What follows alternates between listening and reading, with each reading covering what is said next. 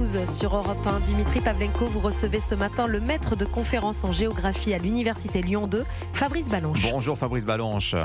Bonjour. Bienvenue sur Europe 1, vous êtes spécialiste du Proche-Orient, en particulier de la Syrie et du Liban. Il y a un an, une dizaine d'individus masqués, encapuchés, faisaient éruption dans l'un de vos cours au cri de racistes, sionistes. C'est vous les terroristes. On se remet un petit peu l'ambiance parce que ça avait été filmé par l'un des étudiants justement. Malheureusement,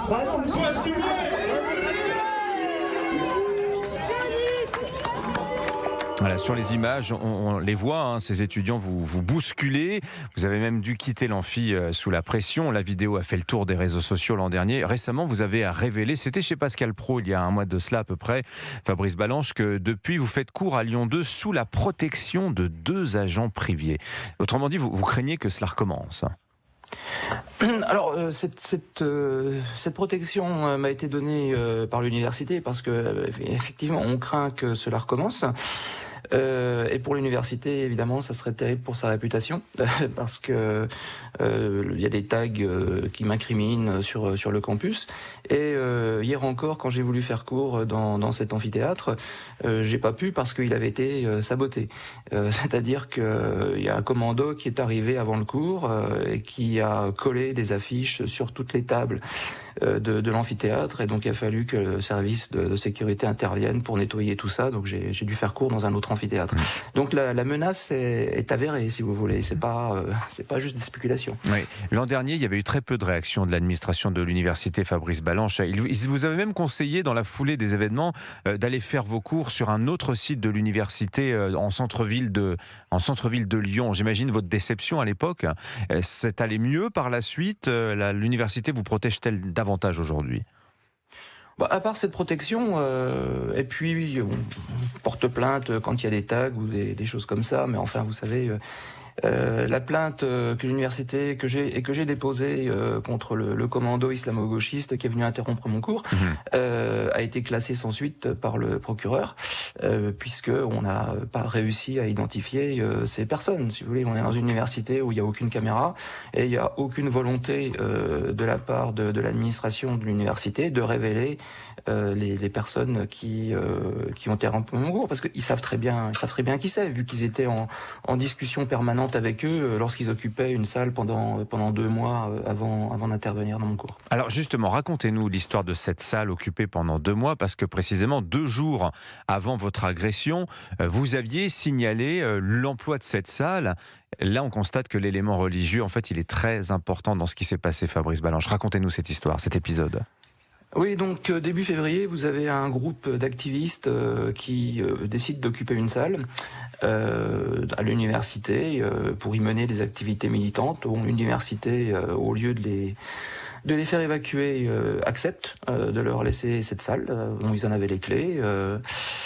Ils organisaient des activités militantes, comment faire des manifestations, comment échapper à la police. Et puis, comme c'est tombé au moment du Ramadan, ils ont commencé à organiser des iftars, et ils avaient même un coin prière dans cette salle. C'était pas du tout officiel, pas du tout connu, on ne le savait pas. On l'a su lorsque ils ont décidé un vendredi matin de bloquer le campus, parce que la veille l'université leur avait retiré la salle, leur avait fermé la salle, au motif qu'il n'était pas question d'organiser des iftars et d'appeler surtout les étudiants musulmans du campus à venir célébrer la rupture du jeûne avec en plus une iconographie clairement islamiste. Alors l'université leur avait dit: appelez ça un repas partagé et on vous laisse faire. Alors ils ont traité la présidente d'islamophobe. Si vous voulez, voilà, vous cherchez un compromis, non, ils n'en veulent pas, et donc ils ont décidé de bloquer le campus. Et c'est à ce moment-là que j'avais expliqué, notamment sur CNews, qu'on avait eu droit au premier blocage islamiste de France, parce que c'était vraiment pour des raisons, religieuses, que le campus avait été bloqué. Alors il se trouve que le syndicat étudiant uni alerte sur l'entrée au conseil d'administration du CNUS. Alors le CNUS, je rappelle, ce sont les bourses étudiantes, les cités, les restos U, l'aide sociale des étudiants. Aux étudiants, c'est une structure extrêmement importante. Eh bien, l'entrée au conseil d'administration du CNUS d'étudiants affiliés à l'EMF, les étudiants musulmans de France, qui sont réputés proches des frères musulmans. L'entrisme islamiste s'affiche de plus en plus visiblement à l'université, Fabrice Balanche.